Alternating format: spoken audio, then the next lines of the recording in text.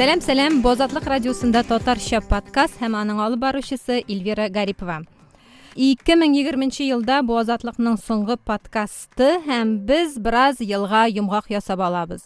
Миндә кунакта безнең подкастларда элек тә катнашкан геройлар. Активист, җәмәгать эшлеклесе, блогер дип тә атасак булаймы, Тәбрис Яруллин һәм танылган алып баручы Тәртип радиосының башкарма продюсеры Айваз Садыров. Хәерле кичләр, хәерле көннәр, егетләр. Хәерле кич. Эльвира, сәлам. Минем фамилияны әйтүең манерасы Садыров дип шундый чын татарчалатып Садыров. Ничек, егетләр, елга йомгак ясау дигән әйбер бармы сездә? Гомумән үзегездә. Сез чабасыз да һәм тагын да икенче елны чабуыгызны дәвам итәсезме? Яки бер туган көн алдыннан? Минем өчен бу ел аерылып тора. Элек мин сизмәйдем яңа ел килеп җиткәнен. Чөнки һәр вакытта да ел азагында безнең конгресстан да зур чаралар уза иде.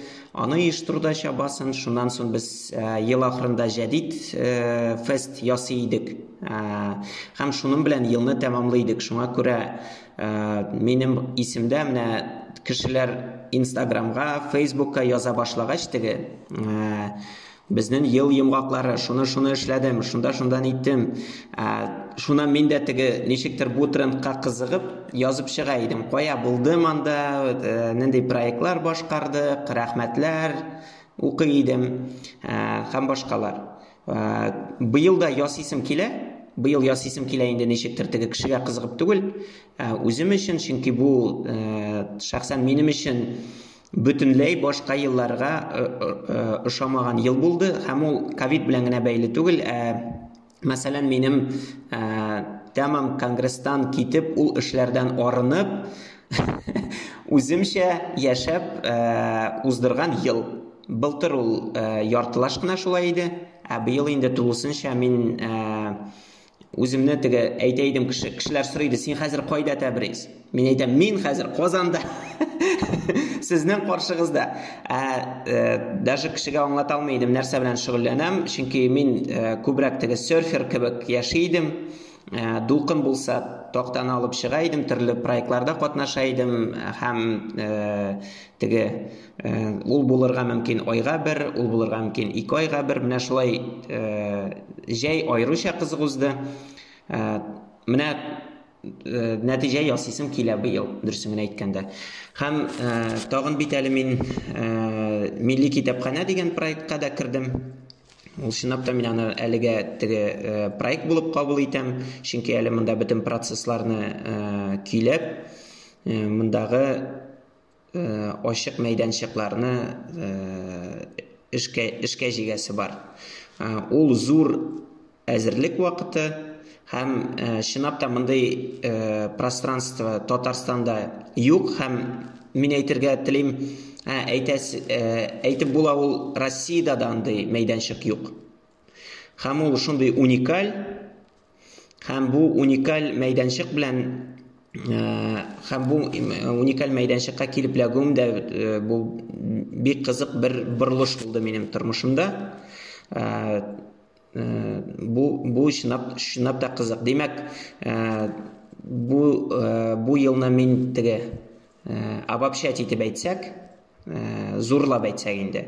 Булды бик күп өйдә утыру, ул мине бөтен башка дөнья белән берләштерә дип уйлыйм инде. Бөтенебез дә өйдә бик күп утырдык. Гаилә белән якынаю, балалар белән көн саен нәрсәдер эшләү, уйнау, уку, өйдән эшләү. Мин бер кайчан да өйдән эшләмәйдем. Онлайн эшләргә өйрәндем. Zoom'нан трансляциялар ясарга өйрәндем, YouTube'ларга ниләргә. Подкастлар яздырдык, өйдән эшләдем инде. Бөтен кеше белән. Һәм мин иртәрәк өйгә киреп утырдым. Чөнки безнең бар иде эш университетта студентлар иртәрәк китте, безне иртәрәк җибәрделәр. Студентларны иртәрәк җибәргәч, безнең дә эш бетте дә, мин 2 ай өйдә утырдым. Шуннан тагын нәрсәсе кызык, һәм бик ирекле вакыт булды җәй көне. Җәй көне без ачып җибәрдек үзебезнең кахваханә, паркта, бик ул уңышлы булды, көне-төне эшләдек, кафелар ябык иде, ә без эшли ала идек. Шуңа күрә клиентлар күп булды, акча күп китерде. Шундый башка кешеләргә авыр чакта без Аллага шөкер ничектер теге исән калдык һәм хәтта ничектер теге уверенность кайтты. Һәм ул бик ирекле вакыт иде. Үз-үзеңә эшләгәндә, кызыклы проектларда гына катнаштым мин, анда чакырдылар төрле общественный пространстволар буенча эшкә. Ул урбанистика миңа гел кызык иде, шунда эшләп алдым. В общем-то, бик кызык, ирекле булды ул. Ирекле, чөнки миңа көн сайын эшкә 9-дан 6-га кадәр барырга туры килмәде. 12-14 сәгать эшләргә туры килде. Ну, үзеңә эшләгәндә бик кызык иде. Һәм ничектер мин теге киемне дә ничек теләдем, шулай киендем. Теге берәр көнне киләсем килмәсә, килмәдем. В общем-то, шундый бик ирекле вакыт итеп истә калган. Һәм үзеңне оештыра алдыңмы шундый вакытта? Үзеңне оештырып, торгызып, тартып чыгара алдыңмы? Булды, Аллага шөкер. Шуннан соң кешеләр ялладык, җиңелрәк булды. Анда инде совсем иреккә чыктык. Һәм инде, димәк, 3нче этап ул милли китапханәдә яши башлау дип әйтер идем мин аны, чөнки мин монда күптән түгел генә, хәзер инде күптән. Менә бу атнаны гына мин шимбә, якшәмбе ял иттем. Калган көннәрне мин һәр көнне монда булдым. Һәм монда бик төрле эш булды. Ул теге гади чистарту эшләреннән алып анда, чүпне җыюдан башлап, ниндидер бу пространстволарны программировать итүгә, хәтле теге концепциясын төзүгә кадәр бу эшләрдә катнаштым һәм шундый эш бер-берсенә бер дә ошамаган зур, менә шул эш юлдан уздым дип әйтим инде. Эш стихияда булдым. Пар булып очтым, боз булып яттым һәм хәзер су булып агам. Бар әле, бәлки дә. Ут булып янасың бар әле.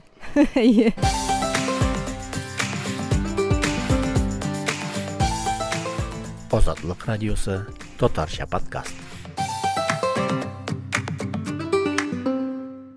Айваз, син дип сөйләшсәм буламы ул бит икегезгә дә? Әлбиттә. Һичшиксез, бездә татарларда башкача юк бит инде. Айваз, синдә ничек? Син йомгаклар ясыйсыңмы шулай елга? Шундый нәрсәң, шундый гадәтең бармы? Синең дә бит быел бик күп үзгәрешләр булды, әйме? Безнең татарда 3 кешенең язмышы бер тирәдәдер инде. Берсе аның Тукай, берсе Тәбриз, берсе Айваз дигәндәй. Дөньяда җиһанда үзгәрешләр булса да, менә Тәбриз белән безнең язмышында мин шаярып әйтәм инде, шундый теге югалтулар, табулар һәм табуларның бәлки югалтуга караганда тагы да хәерлесе белән килүләре белән бәйледер инде. Әйме, минем дә берникадәр эшчәнлекне алыштырып, берникадәр яссылыкны үзгәрткән чорлар. Шушы периодта әлбәттә инде ниндидер үзеңдә дә яңа көчләр, яңа талантлар, яңа теләкләр табасың. Һәм аларны тормышка ашыру, аларны булдыру, ул сине тагы да эшләтә, тагы да яшәтә. Менә йомгакка килгәндә, мин Тәбризнең шуннан да еллап йомгак ясавын тыңлап тордым да, мин үземне шундый фикердә тоттым. Мин соңгы елларны ничектер конкрет календарь ел белән, календарь айлар белән ясамыйм икән нәтиҗәне. Мин үземә куям инде бер максатлар, эш очрагында шуннан да Тәбризнең яраткан сүзен кулланып, проект булырга мөмкин. Проектмы ул, конкрет бер масштаблы гамәлме ул, тормыш очрагында ул синең тормышыңның периодлары булырга мөмкин. Мин календарик яктан түгел, менә шушы чорның тәмамлану һәм башлануы белән йомгак ясыйм икән. Әйтик, мәсәлән, менә 19нчы елда үземнең буйдак тормышыма ясадым йомгак. Шуннан да октябрь айында шундый йомгак ясадым һәм йомгакның дәвамы буларак мин аяк бастым менә гаилә юлына. Котлыйбыз. Вакыт үтте инде бер елдан артык бит. Бер кайчанда соң түгел.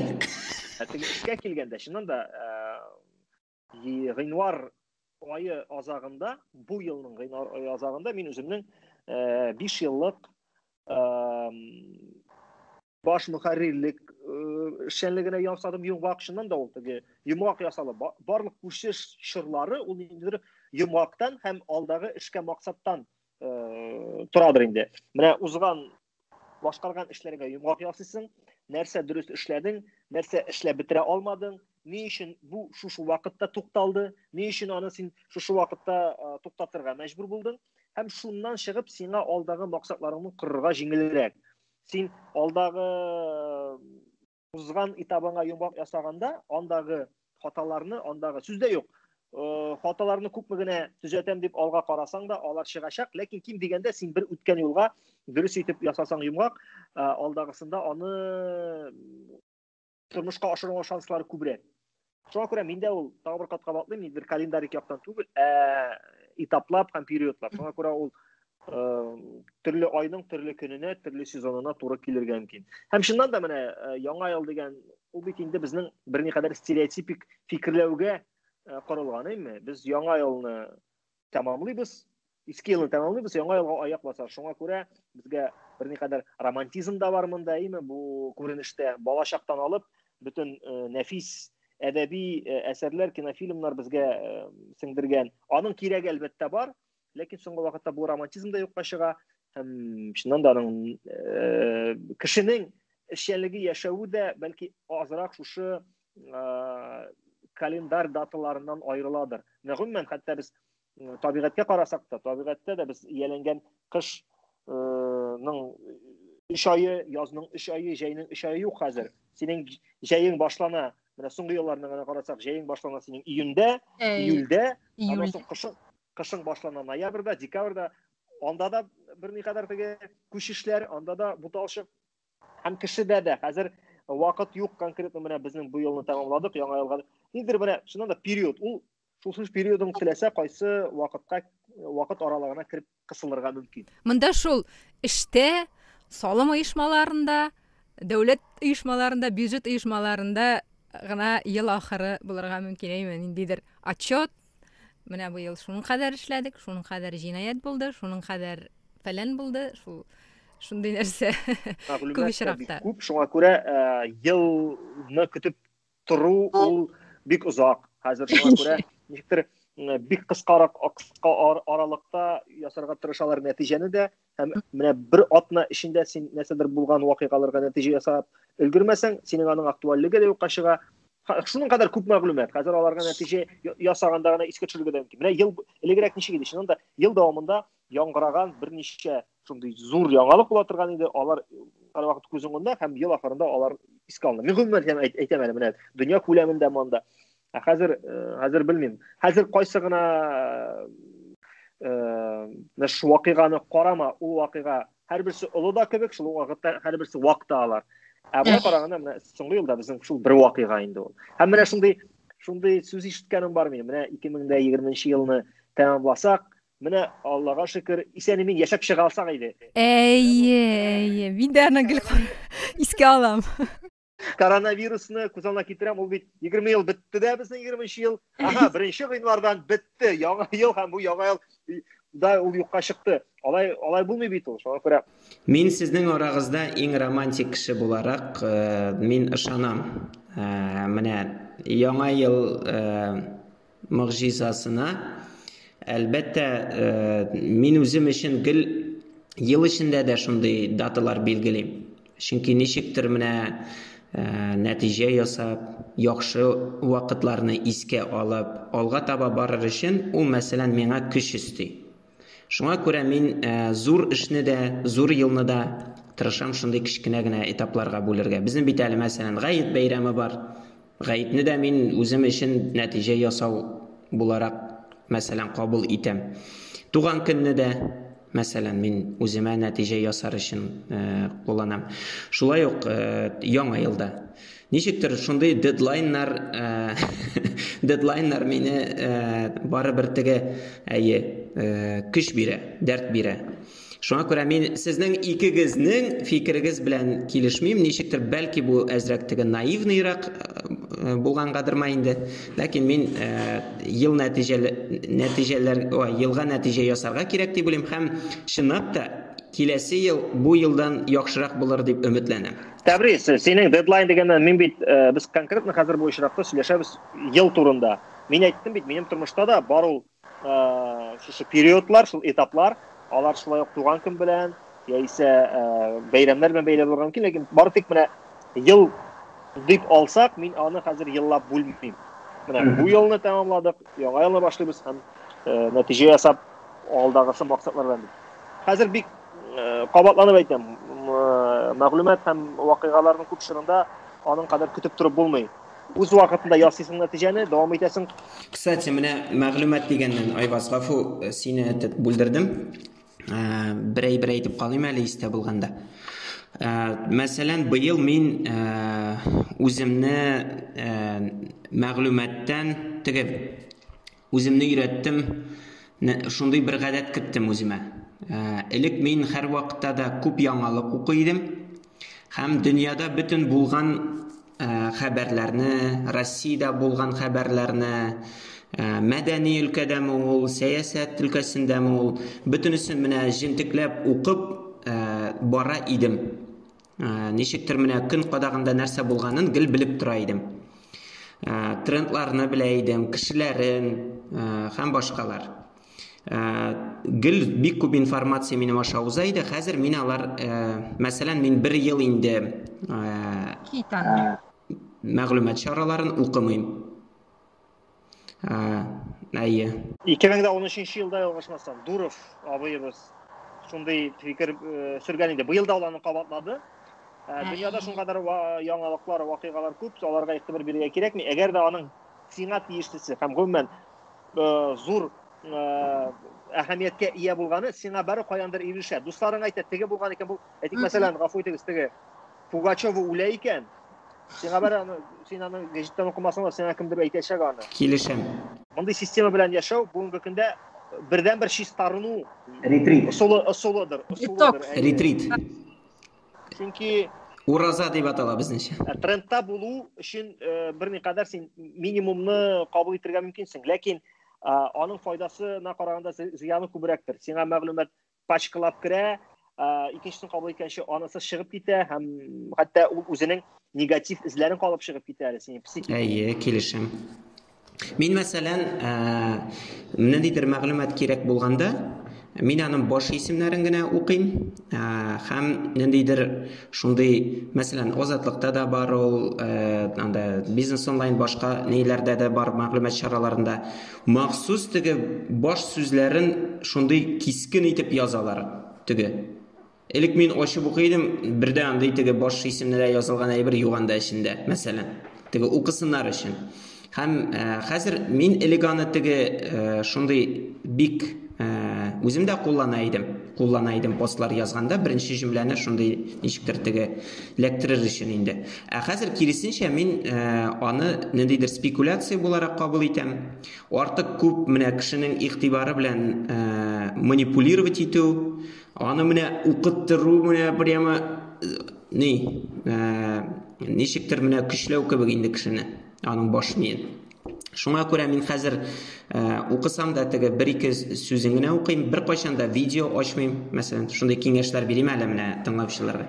Мин бер кайчан да мәгълүмат чарасында утырып, аларга каршы сөйләп утырам әле. Менә бер кайчан да видео ачып карамыйм, чөнки һәр вакытта да берәр нәрсә килеп чыккан булса, аның видеосы бик тәэсирле була. Борчый ул кешене. Борчылмас өчен карамыйсың ул видеоларны, ниндидер вакыт алу, ни өчен генә түгел. Әйе. Нәкъ эмоциональ яктан ничектер мин тутырыклы булырга тырышам инде. Һәм ниндидер кызыклы мәгълүмат, ниндидер әңгәмә булса да, мин аны хәзер төпченеп карамыйм һәм тыңламыйм. Менә ниндидер әйтәләр бит, теклар куялар бит, мәсәлән, шундый темалар. Менә конкретно мине кызыксындырган тема була икән, мин аны менә туктап карыйм. Һәм электә подкастлар тыңлыйдым, хәзер подкастларында хәзер чыга башлады шундый теге исемнәре дә, эчтәлеге дә, шундый теге кызыктырырлык итеп, кеше ярты сәгать вакытын әрәм итеп тыңласын дип. Шуңа күрә мин хәзер күбрәк хәзерге повесткага түгел, ниндидер гомум темаларга, яисә мәсәлән, мине кызыксындыра хәзер интеллектуаль продукт диме, мәдәниятта, именно культурада сфера буларак, юнәлеш буларак. Мин шуны тыңлыйм. Әгәр дә миңа культура быты кызык икән, мин конкретно шул темага берәр әңгәмә тыңлыйм, карыйм. Һәм YouTube-ны да шулай итеп киләдем. Бик информативный, бик кызыклы әңгәмәләр булса, менә тулысынча карыйм, калганнарын карап тормыйм, укып тормыйм. Һәм чынлап та Айваз белән килешәм, менә кирәк булган мәгълүмат әле бер кайчанда барып җитми калмады менә миңа. Чынлап та вакыт та күбрәк була башлый. Һәм беләсезме, тора баргач мин ничектер, бәлки бу берәр картаю нигъмәтедер, бәлки. Ләкин ниндидер визуалкадан ардым. Хәзер менә соңгы печән базарында, соңгы түгелме инде, соңгы була күрмәсен. Менә бу елны узды безнең печән базары, милли кием. Һәм инде мин анда йөргәндә, менә ул базарга карыйм һәм аңлыйм. Менә бу визуалка кирип тулды безнең дөньяга. Бөтен җирдә кая карама бизәк. Инде без бизәктән туеп әйткән идек, әйдәгез һич югы татар хәрефләрен кулланыйк визуалкага дип индеме. Инде хәзер хәрефтән күп әйбер юк. Безнең милли китапханәгә керсәң, анда 5 алфавиттер. Бу инде ниндидер апогей бу хәрефләрне куллануның. Һәм визуалкадан ардым менә, чынлап. Һәм ул ничектер буш, ул күңелне тутырмый башлады. Менә теләк бар ниндидер яхшы, саллы китап укырга. Теләк бар ниндидер, менә Айваз да карый, аны мин беләм, еще не поздно кабызасын. Менә 2 сәгать шундый фактлар, кызыклы уй-фикерләр, фәлсәфә белән тулы интервью карыйсың, менә ниндидер шундый рәхәтлек аласың. Менә татар темасында мәсәлән, визуалка хәзер күп, эчтәлек бик аз. Китап, җүнле китап юк диярлек, интеллектуаль продукт юк диярлек, аны карап та булмый, күреп тә булмый, аны шүпләп җыеп барсан да 2-3 кенә була. Менә карап тора, ахырсы бу егетләр белән 40 минутлык кына подкаст язырга уйлаган идем. 4 сәгатьлек подкаст. Һәрберсеннән аерым гына язып чыксам да дип менә. Айваз, син ничек? Юк, туктале, Айваз, син ничек уйлыйсың? Син минем фикерне Мин киресенчә шырнап утырам. Менә без бит инде Айваз синдә ни дәйме матбугатта, миндә матбугатта, мин киресенчә шырнап утырам. Без бит әле һаман безгә видео кирәк дибез, кыска булсын видео, фәлән кирәк дибез. Һәм шул ук вакытта без Азатлыкта, Тәртип ФМ-дә аның үз юнәлеше бар һәм кайчакта юнәлештән тайпыласы да килеп китәйме, ниндидер шул визуалга басырып, җиңеллеккә. Бу бит әле шушы заманның уен кагыйдәсе дә.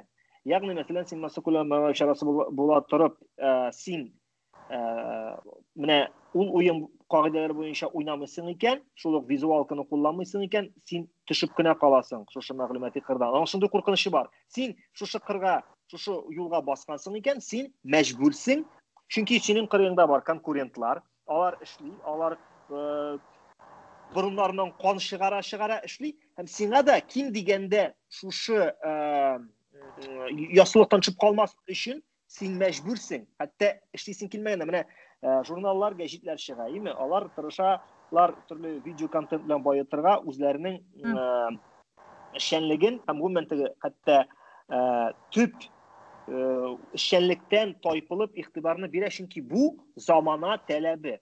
Һәм менә фикерне генә Тәбрисның фикерен генә дәвам итеп, бер кыска гына җөмлә әйтим. Мин шушындый фикердә тоттым шулай ук бер көн үземне. Дөнья бүленде хәзер 2 төрле дөньяда кешеләр бүленде 2 төргә. Контентны кабул итүчеләр һәм контентны булдыручылар. Булдыручылар бу очракта мен интеллектуаль берәмлек дип атыйм инде. Алар чыннан да интеллектуаль берәмлек һәм бәлки коммерцияль яктан карасак, коммерциядан да өстә торган tür. Чөнки алар контентны ясыйлар, аны саталар, акча эшлиләр. Һәм шул рәвешле калган контентны кабул итүчеләр бәрабәренә яшиләр, байылар. Шуңа күрә мин үземне менә контентны чыннан да мин бик күп контент кабул итәм, аның 90% бәлки мин теге әле дөрес итеп сортировать итәргә өйрәнеп бетмәдем, Фабрис кебек. Ләкин шуңа да карамастан мин үземне менә шушы фикердә тотам, бик бәхетле дип саныйм. Хәзер кайда китте минем тавыш? Ишетәсезме сез мине? Ишетәбез. Бик игътибар белән тыңлыйбыз. Контентны булдыручылар ягын да күбрәк эшләргә кирәк дигән фикердә. Чөнки контентны булдыручылар ягында булганда син беренчедән үзең дә шушы нидер интеллектуаль үсеш тоясың. Әгәр контентның ниндиенә карап инде әлбәттә, ниндиен ясаудан карап. Ләкин менә бу кулланучылар заманында сиңа кибеттән кирәкмәгән товар, интернеттан кирәкмәгән контент, менә кая басма сиңа гафу итегез, тыгырга гына торалар. Продукт. Син куллан гына. Кирәгеннән артык куллан, кирәгеннән артык. Без күптән инде минималь безгә кирәкле шул потребностьлар дип әйтик. Ихтыяҗлар белән. Ихтыяҗларны кулланудан туктадык. Ризыкка кагылышлы да бу, мәгълүматкә кагылышлы да бу, бүтән өлкәдә күптән туктады. Шуңа күрә инде монда хәзер һәр бер кешегә, уйлый белгән кешегә туктап ике якның берен сайларга кирәк. Һәм хәтта син кулланучылар армиясында калсаң да бүтән кеше дә тудыручы түгел. Әлбәттә инде бу очракта да син үзең аңларга тиеш, шушы продуктны кабул итүче буларак шамасын. Шама иң мөһиме. Тәбрис, менә без пандемия башында синең белән Тотар онлайн проектлары турында сөйләшкән идек. Ул актуаль булды, күзәтүләрем буенча кайберләре үсеш алмады аларның, әмма башка берничә проект барлыкка килде. Бигрәк тә Ялкын һәм Сабантуй журналлары активлашты. Алар яхшы гына контент барлыкка китерә башлады. Никтик подкасты күренде, КФОның подкасты яңадан эшли башлады. Сезнең подкаст нишләде, Тәбрис? Без подкастны яптык. Һәм шушы ябуыбыз белән дөньяның алдында барабыз, дөресен әйткәндә. Без подкастны ачып, дөньяның алдына чыктыгыз әйме? Аннары подкастны ябып, дөньяның алдында барабыз. Подкаст ул бездән иртәрәк башлаганнар иде. Алар аны туктаттылар. Һәм без 34 подкаст чыгардык. Һәм шуннан 10 кеше подкаст ясый башлады. Трендсеттер. Мин әйтәсем килми, конечно, что без менә шундый менә теге башкаларны илһамландыручы дип, ләкин мин үземне трендсеттер итеп һичшиксез тоям, аңлыйм. Хәзер Айваз миннән көлә, чөнки ул уже анда 20 ел радиода эшләгән кеше. Радио белән әйтеп кенә көләсем килми, мин көләсем килә, чөнки подкаст дигән төшенчә белән мин 2010 елда 9-10 елда бер авырып алган идем. Ул вакытта Василий Стрельников дигән егетне беләсездер инде. Тәбрис, әгәр син подкастны өйрәнгән булсаң, 2009 елда Russian Podcasting дигән шундый теге сервис барлыкка килтереп, ул күпмедер вакыт эшләде. Шул вакытта мин аны күреп алып, үзем радио белән күптәннән хыялланган кеше буларак, интернетта, әле шуңа сөйләп 2008 елда бит безнең яшьләр интернет радиосы дигән проект бар иде. Шуның кысаларында менә ул теге bütün bulmuşu белән шуны сорый иде. Интернет радиостанция бар. Димәк, ниндидер аның программалары, фикерне трансляциялау мөмкинлеге дә булырга тиеш дип эзләп таптым аны, өйрәндем һәм ул вакытта безнең Тыныч йокы нәмиләр дигән беренче подкаст чыга иде. 2009-2010 еллар бу. Менә шуңа күрә генә көләм. Юк, бу нормально. Бу нормально, то есть теге иттифак беренче рэптер кем булган кебек, аны хәзер анда рэперлар сорый, кем ул иттифак анда. Шул шикелле мин аңлыйм, ләкин менә без ничектер теге шундый интеллектуальный темаларга, ниндидер шундый үз фикерен белдерә торган шундый подкаст тырыштык ясарга, теге популярлык артыннан да кумадык, нитмәдек, һәм безнең казаныш шунда булды. Ләкин менә ничек мин СМИларга укымый башладым менә шул ничек итеп хәзер менә мин карыйм дөньяда социаль челтәрләрдән китү бара. Менә хәзер миңа әйтәләр, без менә аккаунт ачабыз, ниндидер проектка анда Мен айтам, бит дөнья инде хәзер Инстаграмда нәрсәле корпоратив аккаунтлар или проект аккаунтларына уже игътибар итми, мен әйтәм, хәзер башка чаралар бит бар. Фәлән дип әйтеп карыйм, кеше әйтә, нинди чара, бөтен кеше бит инде хәзер Инстаграмда ача. Хәтта дөньяда ул 10 ел элек инде киткән, биткән. Шуңа күрә минемчә теге бердә кайгырырга кирәкми, киресенчә минемчә подкаст темасы ул инде үзе менә поезд китә, безнең вагон, без вагонны отстегнули. Менә безгә нәрсә җитми? Безгә подкастлар җитми иде. Безгә ниндидер үзебезнең эшләр турында, мәдәният турында, җәмгыять турында сөйләшүләр җитми иде. Һәм без аны эшли идек, үзебезгә нәрсә җитми. Һәм шулай ук хәзер менә ничек интеллектуаль продукт юк. Минемчә без шуны ясарга тиеш, үзебез өчен. Әгәр дә теге йырып чыгалсак, бәлки минем интеллект җитмәсә, башка теге интеллектуалларны җәлеп итеп, ул интеллектуаль продуктны чыгарырга кирәк. Китабы юк икән, издательский нәшрият программасы төзеп, менә үзебезгә шундый дәлиллибез инде. Менә без яңа китап чыгара алабыз, ул кызык була ала, һәм ул интеллектуаль продукт. Менә әле татарларның, яисә татар телендә интеллектуаль продукт чыгарып була дигән ничектер шуны дәлиллисем килә үземә. Шуңа күрә без подкастны бәлки башка форматта чыгарга уйлыйбыз, барыбер ул теге бер тапкыр ул юлга баскачаннан китү кыен. Без бит инде проектлар белән дә төрле трендлар сынап карадык, төрле экспериментлар ясап карыйдык. Гел бер дә уялмыйча теге 3 кеше килсә дә. Һәм минемчә шуның белән алар кадерле дә иде.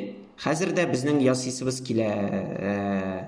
Шәхсән минем ясыйсым килә, ниндидер интеллектуальный продукт, һәм аның өстендә эшләрбез. Буламы ул видео, буламы ул подкаст, буламы ул зур текстлар. Ансыда миңа хәзер ошый зур текстлар укырга. Әле билгесез, минемчә иң мөһиме фикер булсын, ул фикерне белдерүче булсын, инде аның ысулы табылыр. Башкаларга киңәш итәм, инде менә 10 ел элек булган форматларга кирмәскә, кирсәгез дә инвестор табып, ниндидер мощный проектлар ясап кирергә.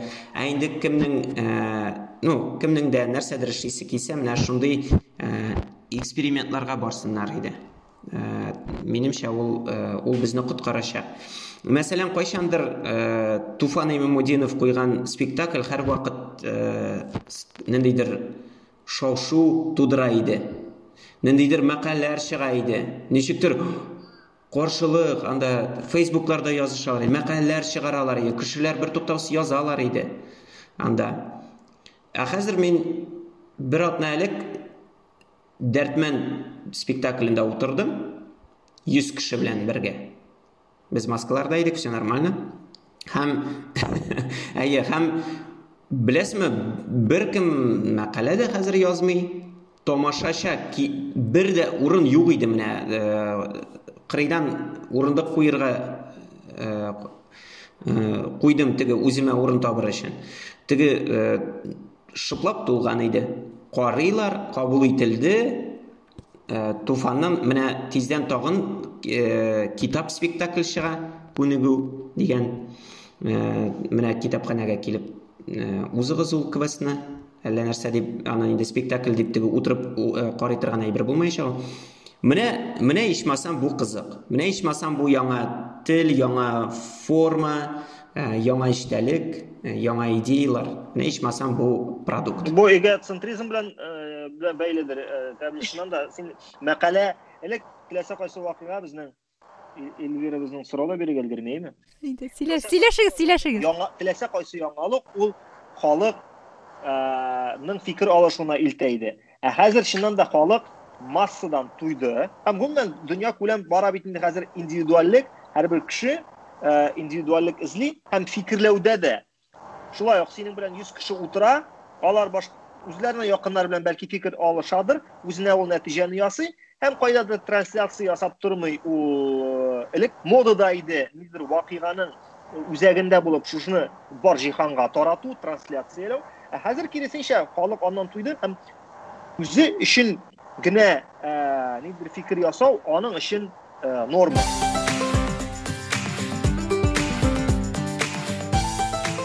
Азатлык радиосы Татарча подкаст. Pandemiyaның күңел ачу өлкәсенә зыяны турында сөйләштек. Niyedir менә бу хакта хәтта сөйләшәсе дә килми. Сез шундый интеллектуаль әйберләр турында сөйләдегез дә. Туйлар, зур мәҗлесләр кичерәер, үй форматына әзрәк артистлар белән үтә башларга мөмкин дидек, әйме? Бу өлкәдә никадәр үзгәреш сизәсез? Аннары тагын бер фикер.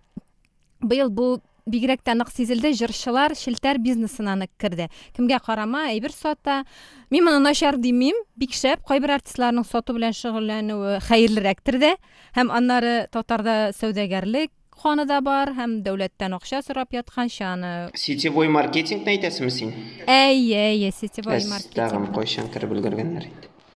Моның шундый масса күләм күренеш алуын ничек бәялисез һәм гомумән бу pandemiya зыяныннан барлыкка килдеме? Менә шушы эстрадага нинди тәэсире булды аның? Зыяныннан дип аклыйлар шушы шелтәргә кирип китүчеләр. Алар әйттеләр, менә минем гаилә бар, менә минем аны яшәтәсе бар. Бу бер мин шушы шелтәрле бизнеска килгәндә аңа гайре дип әйтгәндә аеруча нидер негативта да түгел. Ләкин шул вакытта мәдәният, культура белән бәйле бер түгел дип саныйм. Һәрберсе алар аерым өлкәләр һәм алар белән шөгыльләнергә тиеш һәрберсенең үз белгечләре, үз профессионаллары.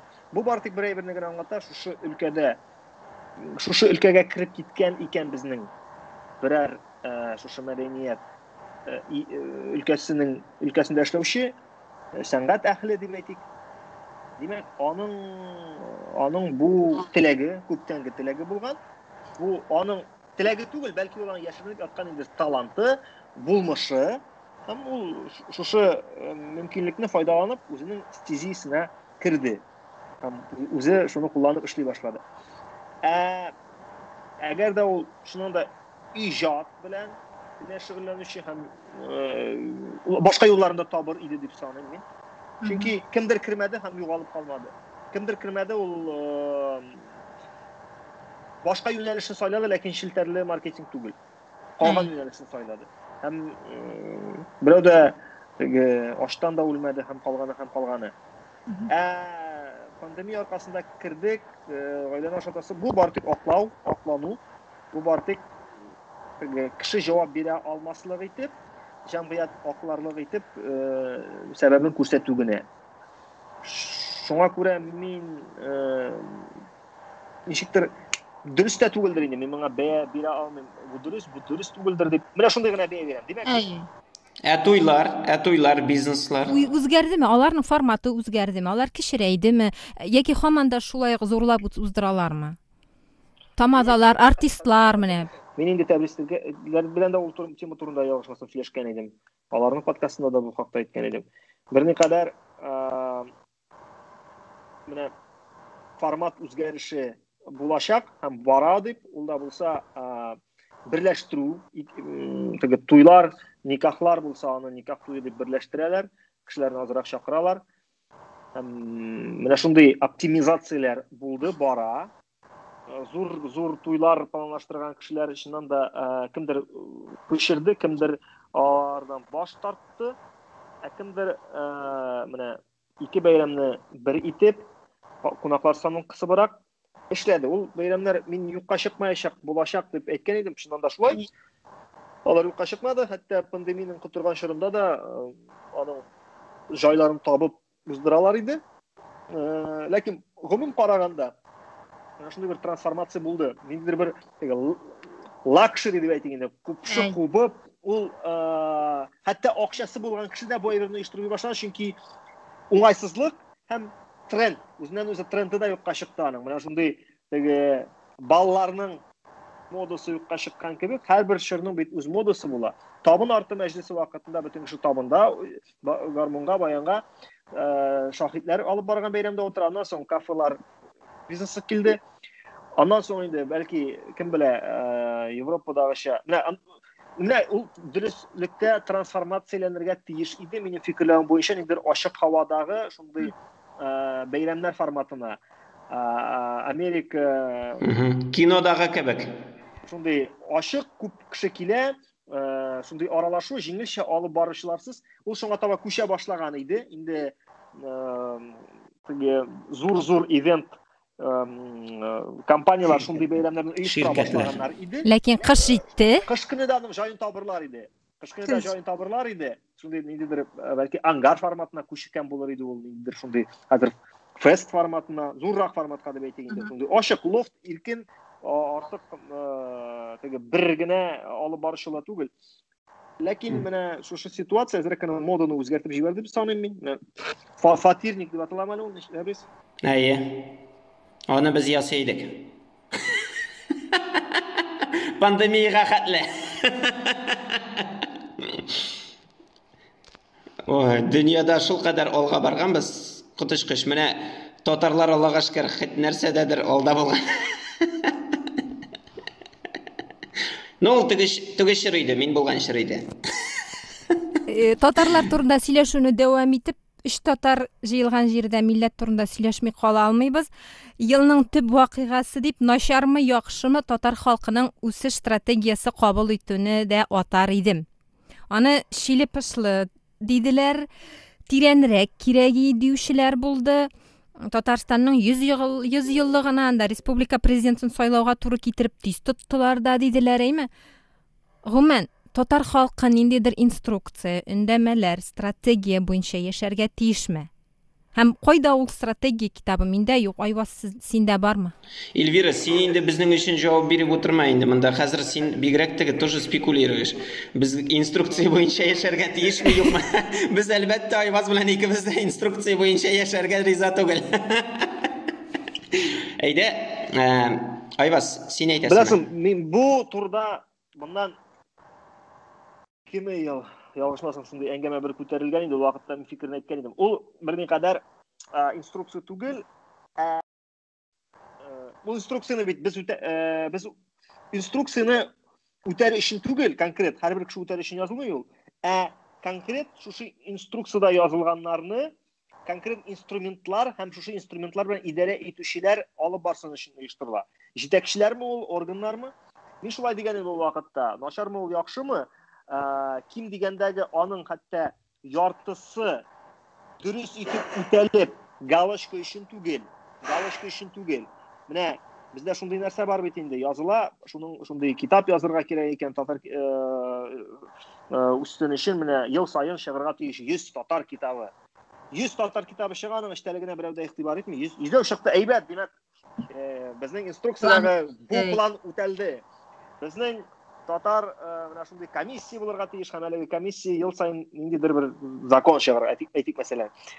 Аның эше, аның менә шушы инструкцияның дип әйтегене дөрес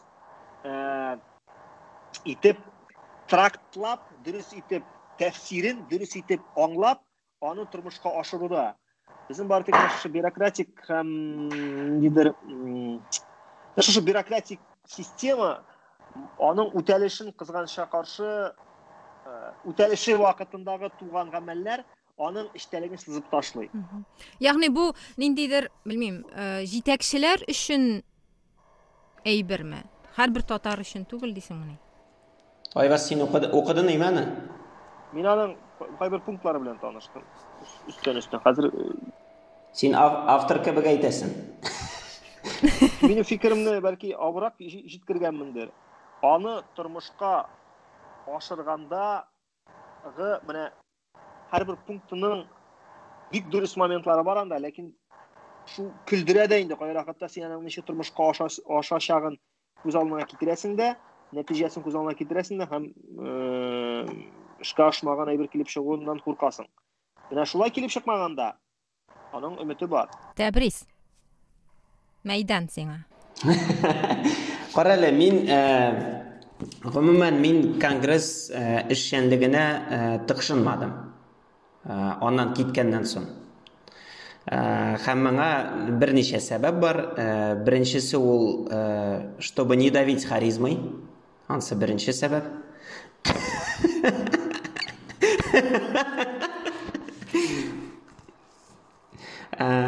Икенчедән теге кешеләр нервланмасын өчен.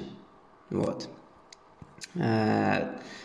Мин дөресен әйткәндә шуңа тыкшынмадым һәм ничектер бу хәбәрләрне ничектер теге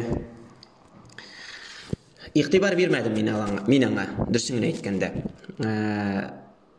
Югыйсә аңа язган авторларын да беләм, аларның фикерләрен дә беләм, ниятләрен дә беләм. Мин ничектер тора баргач скептицизм миңа бик нык теге үсте миндә скептицизм. Һәм ни өчен? Гомумән бу стратегиягә минем претензиялар юк. Гомумән теге. Чөнки эш стратегиядә түгел. Минемчә эш безнең ниндидер гел эшләп торган, эшли торган общественный институтларның булмавында. Гражданлык җәмгыяте дип әйтәбез бит инде, гражданское общество, ул бездә юк.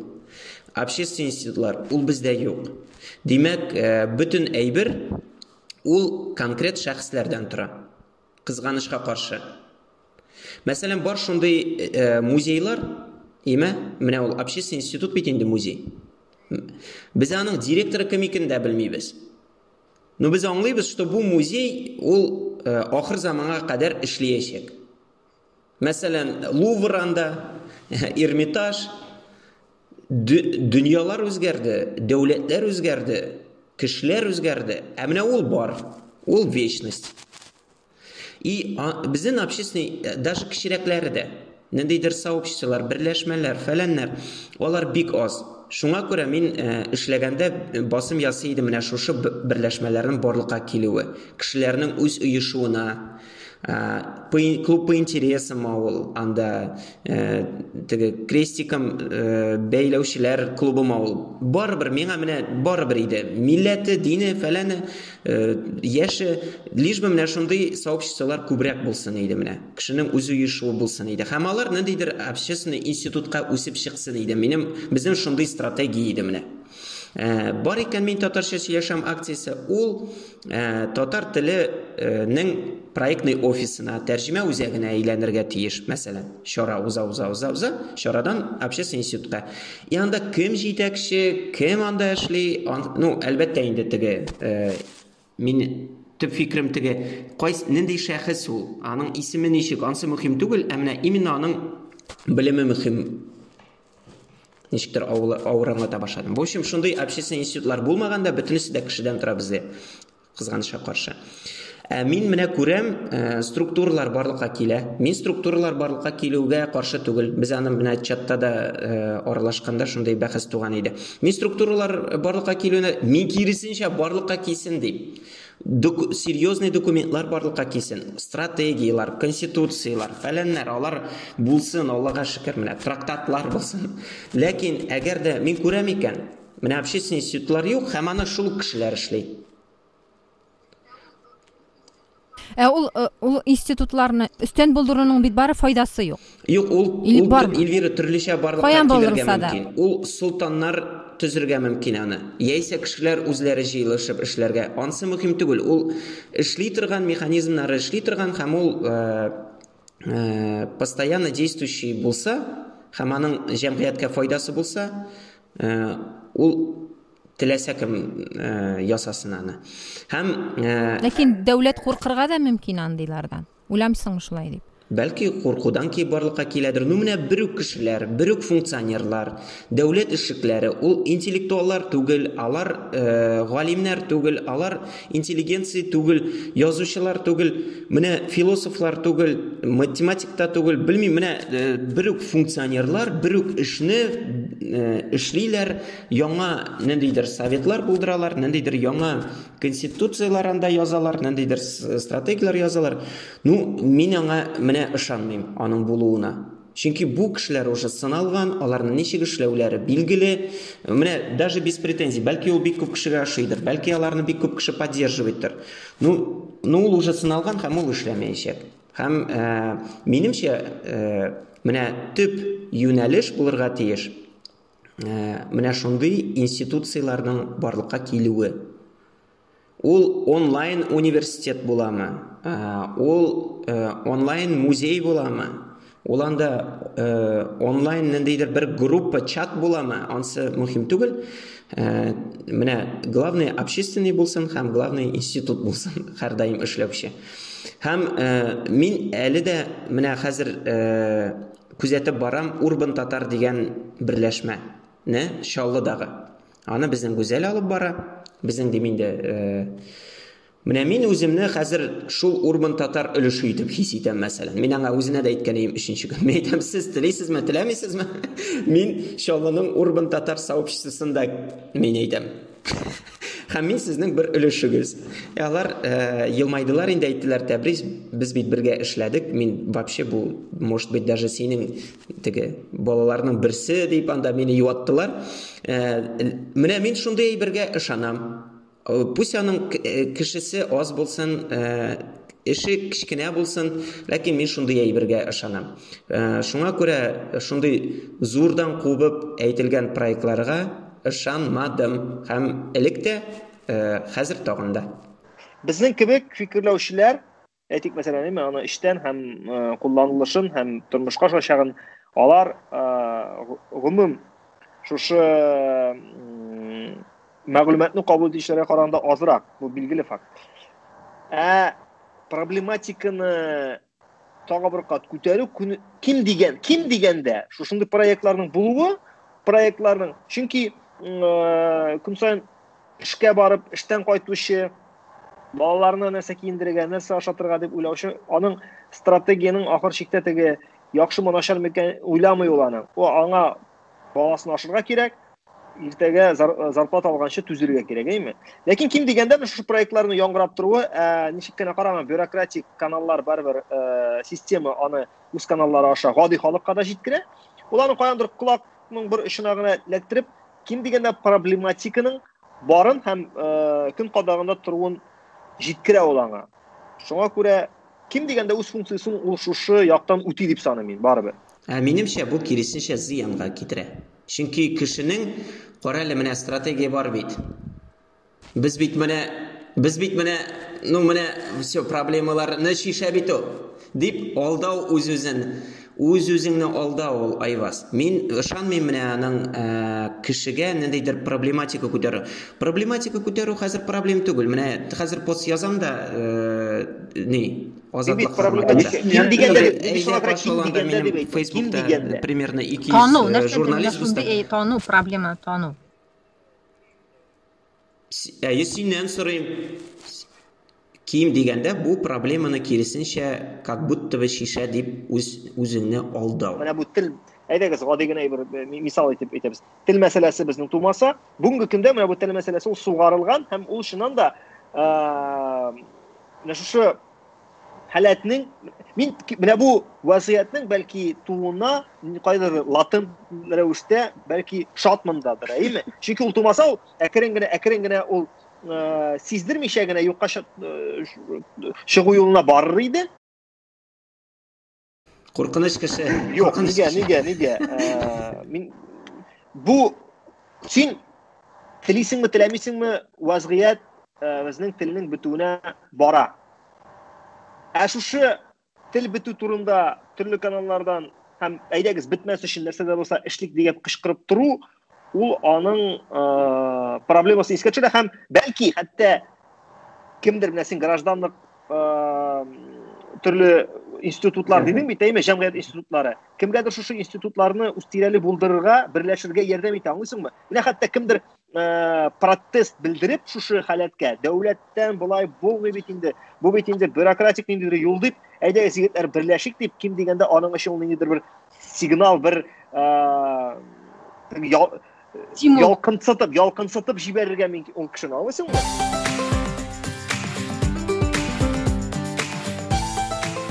Азатлык радиосы Татарча подкаст. Айваз, мин моны аңлыйм, ләкин кабул итә алмыйм. Менә мин ничектер мазохист түгел. теге мені теге уяныр үшін менің бармақны шабығыз әлі деп мен айтмаймын, понимаешь? Но шеметірге бола, но қолны шабырға керек, не понимаешь?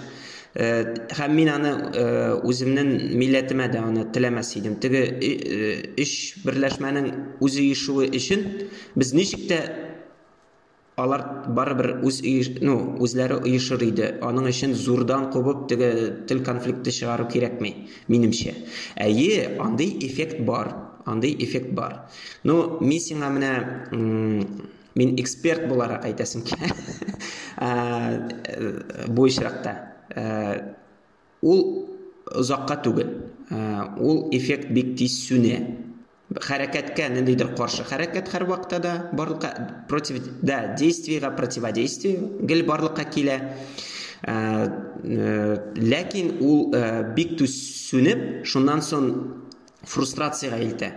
Син менә эшләп карыйсың, уже мәктәпләрдә татарча юк, уже балалар бакчаларында инде синең балаң инде татарча сөйләшми. Инде все, менә әйе, син берләштең, менә 10 кеше сез җыеласыз, тел клубы бара. Ә син күрәсең, менә синең янда инде не то что анда шигырь, җөмлә төзеп язучы кеше калмый. Аңлыйсыңмы, мәктәпләрдә укытмагач. Һәм шуннан соң барлыкка килә, нинди менә син хәрәкәтләндең, шул көч белән фрустрация барлыкка килә. Менә күңел төшү, депрессия һәм башкалар. Моны инде мин теге даже не то что эксперт, табиб кебек сөйләп бирдем менә. Менә ул әйбер әле безне көтә. Чөнки әле безгә әйтәләр, менә хәзер мондый мәктәп ачылды. Әйе, мин дә ышанам ул әйбергә булсын дип әйтәм. Мин баламны полилингваль мәктәпкә илтәм. Көн сайын. Ераграк булса да. Күршедәге түгел, илтәм мин анда, бирдем үз ахак бертегемне. Шушы проект булсын дип бирдем. Татарча сөйләшүче баланы. Һәм әйтәләр, менә мәктәп бар ич. Әйе, барны алар икәү. Һәм мин аңлыйм, бу проблема шишелмәячәк һәм тагын да катгый рәвештә безгә әйләнеп кайтачак. Кызганычка каршы менә мин ниндидер проектлар ясап, әйе, бу безнең дөньяны үзгәртү ягында түгел, ничектер проблемаларны менә халык белән бергә шишу ягында, һәм ничектер бу процессларга теге менә һәр вакытта да интеллектуальный продукт ул бит теге утырып, менә мин булай уйлыйм, мин булай уйлыйм, ниндидер шундый схоластика гына түгел бит ул. Ул бит ниндидер шишу юлларын эзләү. Шушы шишу юллары эзләүгә баш миләре бу юнәлештә эшләүче кешеләрне җигү, интеллектуалларны җигү, милләтенә нинә карамыйча җыеп, менә шундый фикер алышу, җыю һәм алга таба яшәү һәм бару, үсү. Хәзер без проблема булмаганда гафует, Дәбрис, безнең хәзер инде без икенче темага кирип киттек. Ләкин проблема булмаганда аның шишу кирәклеге тумый. Ул дөресрәге проблеманың кискен сиңа бәрелүен тоймаганда. Менә кискен тойганда гына ярар дәүләт аның бу машинаны кузгатып җибәрсен. Менә бу очракта да без хәзер нәрсәдер дәүләт кузгатып җибәргән, хәзер син әйтәсең, халык белән бергә шишергә кирәк дисең. Нишлисең, халык үзе берләшә алмаса? Халык кызганычка каршы пассивлык ул бар һәм ниндидер бер лидермы анда. Ул бит вазгыяттан тора, Айваз. Халык бит теге, ой, берләшеп тормыйм әле дип йөрми, аңлыйсыңмы? Ул бит вазгыяттан тора, иркенлектән тора. Иркенлек юк икән, кеше берләшергә дә курка. Инде шундый вакытлар Алла сакласын, җитә күрмәсен, булыр. Күршең белән дә аралашырга куркырсың. Инде без подкастта әйтербез, менә бит күршесе белән дә аралашмый.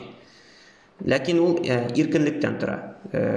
Курку чынлап та бар, ул сизелә, һәм мин монда теге кешене пассивлыкта гаепләмәс идем. Мин Тәбриснең депрессив, кара уйларын дәвам итеп, Алар чынбарлыкта депрессив түгел. Time журналы 2020 елны тарихта иң начар ел дип таныды. Һәм чираттагы чыгарылышының ал битенә 2020 дигән санны кызыл төс белән сызып бастырды. Күрдем мин аны, Эльвира, ни өчен шулай булды ул? Ни өчен иң начар? Чөнки менә нәрсә дип язган андагы эксперт.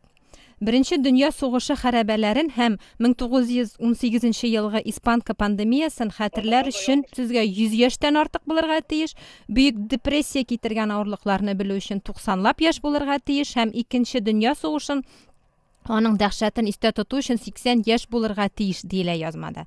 Ягъни башка кешеләр мондый хәлләрне кичермәгән ди бу эксперт. Чөнки инде без чынлап та 41 ел, чынлап та сугыш еллары безнең өчен ул шул кадәр дәһшәтле кебек тоела, ләкин без аны укып кына беләбез, ләкин без аны үзебез тоймадык. Без андый әйберне тоймадык. Һәм безнең менә бүгенге яшәүче кешеләр өчен бу чынлап та 20 ел иң начар ел дип атый инде бу эксперт. Һәм моның белән килешергә була инде, килешәбез инде моның белән. Дөньяны үзгәртте һәм дөнья ул кире халәтенә кайтыр микән?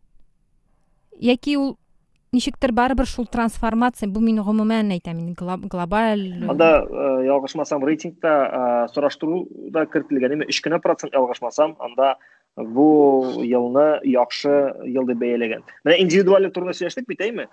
Мин үземнең танышлар арасында да сөйләшкән булды ул турыда. Миңа калса, саннар анда юк түгел. Һәрбер кеше индивидуаль яктан бәяли бит елны. Менә кемдер Әнә кафеханәләр ачып, әйбәт кенә прибыль алган, аның өчен бәлки тагы да уңышлы елдыр әле бу. Кемнеңдер баласы туды, кемдер өйләнде, кемдер менә чыннан да бизнес өлкәсенә караганда, шактый гына шундый тармаклар бар.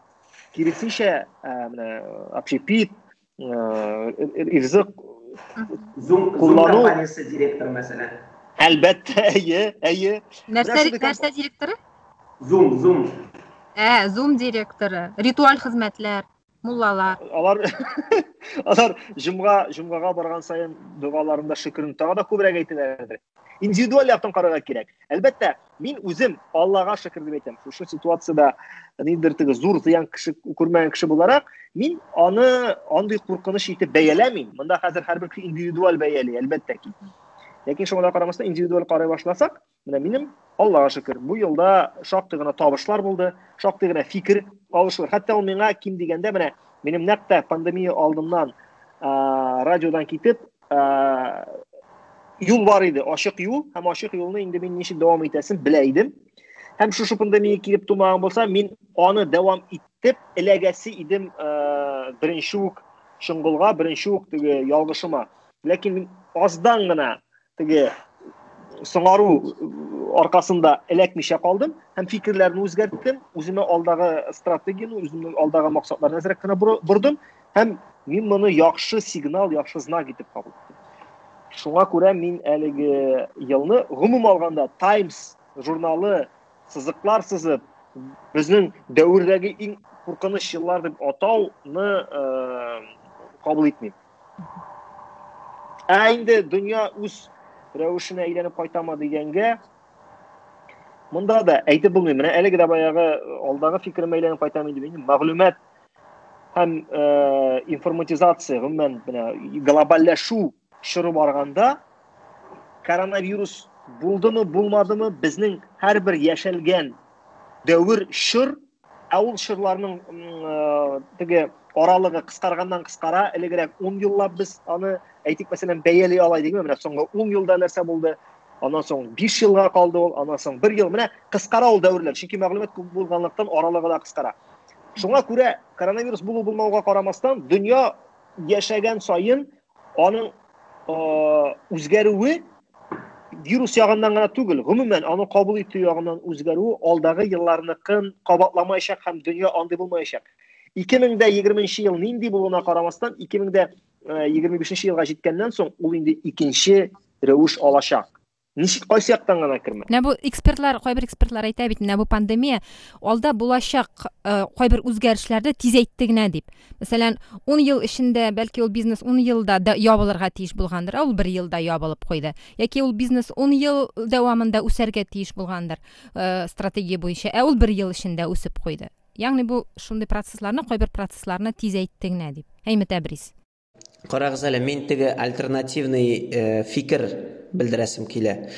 Беренчедән теге менә сез сөйләгәндә мин галәмне ничектер бер кеше, бер организм итеп күз алдына китердем. Һәм уйласак, дөньяда бит бик күп кеше үлде. Менә мин Аллага шөкер якыннарымны югалтмадым. Ләкин менә кем югалтты, аларның кайгыларын уртаклаша.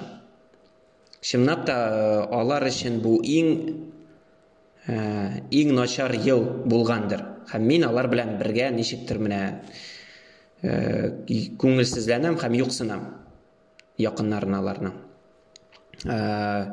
Ул яктан чынлап та начар ел булды. Чөнки теге кырылып бара кеше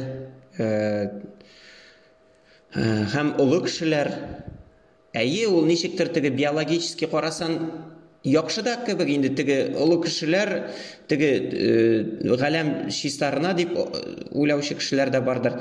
Ләкин ничектер менә без бит инде кешеләр, без алай уйлый алмыйбыз, бу җинаят бит инде.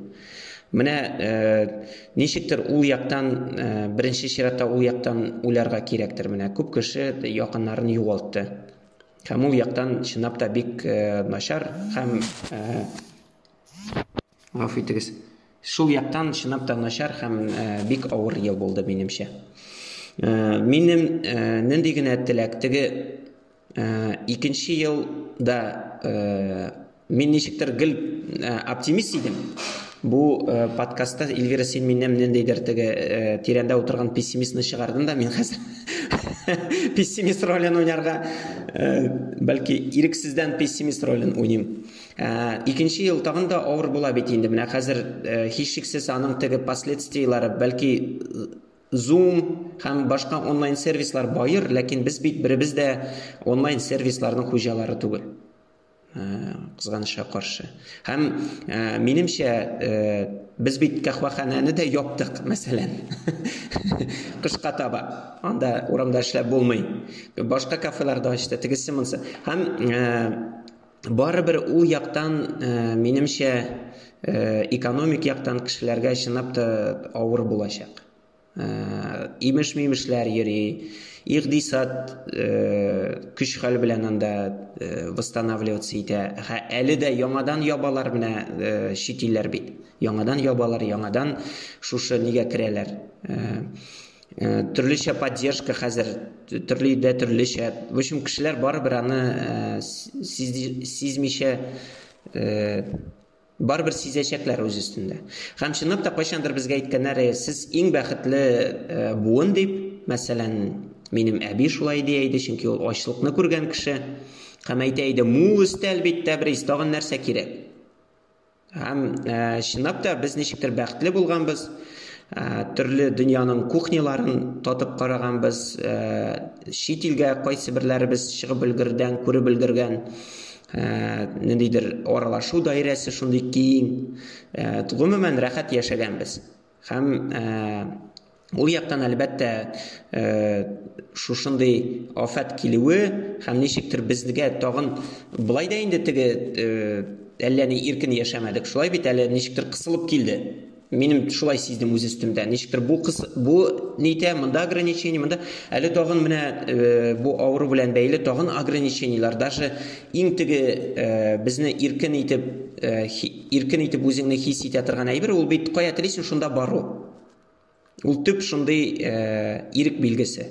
Һәм күрсәткеч, төп күрсәткеч, һәм аны да шикләгәч инде менә аңлап була, ни өчен бу бик начар ел икәнен.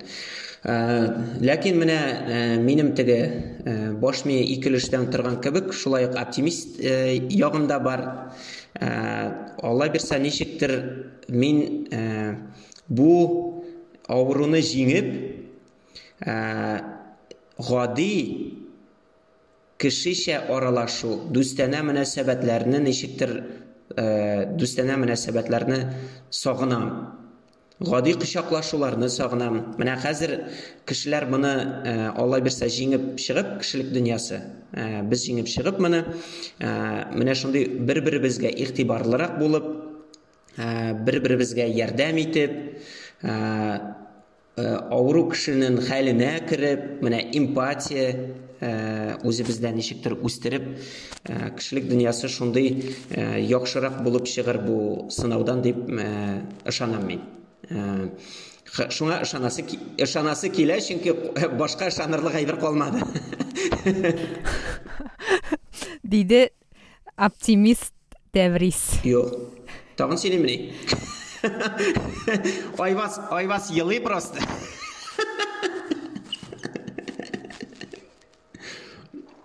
Менә популистик, чөнки алай дип әйткәчтен, син беренчедән килешергә мәҗбүрсең аның белән. Һәм әле үлем темасына кирип киткәчтен, әлбәттә инде. Ләкин мин шул үз фикеремдә калам, һәрбер кеше бербер үзеннән чыгып, глобаль түгел, үзеннән чыгып фикерли. Моңарчы да утраулары белән җир терәүләр, нидер катаклизмнар, алар өчен ул Таиланд әйтик мәсәлән, алар өчен иң авыр ел шул ел булган. Һәрбер әйтик мәсәлән, кемнеңдер бердән-бер ризыкландыручы әтисе үлә, иң дөньядагы иң имин, иң матур елны. Алар өчен иң авыр ел шул. Шуңа күрә һәрбер кеше барбер үзеннән чыгып ясый нәтиҗәнедер дип саныйм инде. Ничек кенә, кем генә, хәтта дөнья күләм танылган изданиялар, журналлар, редакциялар дөньяга нәтиҗә ясасалар да, дөнья начар дисәләр дә, барыбер үзеннән чыгып, редакторның өендә хатыны исәнми, балалар исән сау икән, үзе һәм зарплатасын алган икән, аның өчен әйбәт ел. Һәм минеке биразлап бу яктан оптимистик та, чөнки мин әле берникадәр калдырам аңа билгесезлек билгесе дә. Билгесезлек ул һәр вакытта да бер яктан куркыныч булса, икенче яктан өмет. Билгесезлектә өмет бар. Кеше билгесезлектә ниндидер дискомфорт хис итсә дә, билгесезлек бәлки начар булыр, бәлки яхшы булыр, һәм шул кешене яшәтә. Бу Азатлык радиосының татарча подкасты һәм аның алып баручысы Эльвира Гарипова булды. Безнең подкастларны сез Азатлык.org сайтында, Азатлыкның социаль челтәрләрдәге бөтен аккаунтларында һәм шулай ук Яндекс Музыка, SoundCloud платформаларында тыңлый аласыз.